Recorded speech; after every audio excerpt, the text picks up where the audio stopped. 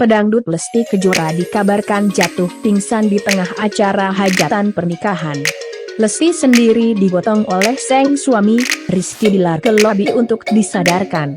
Kabar itu diperoleh dari akun TikTok @hpleslar pada Sabtu, 9 Oktober 2021, petang. Lesti sendiri diundang untuk mengisi acara pernikahan di Royal Krakatau Hotel, Cilegon, Banten pada Sabtu siang. Ini tampak pada penanda arah unggahan Instagram story penggemar yang diunggah ulang oleh akun penggemar Lesti dan Bilar, Leslar, itu. Saat itu, Lesti menyumbangkan beberapa lagu untuk tamu undangan pernikahan itu. Namun beberapa saat kemudian, suasana riang gembira berubah jadi kacau. Pasalnya, Lesti Kejora tampak harus dipatah oleh Rizky Bilar.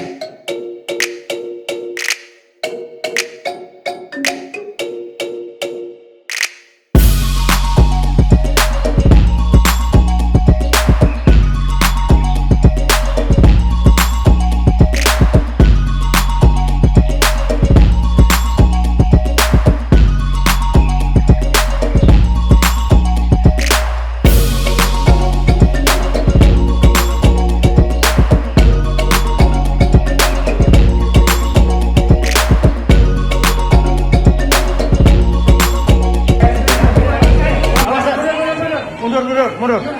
Keluar. Ya, keluar, Pak. Awas. Kasih lewat.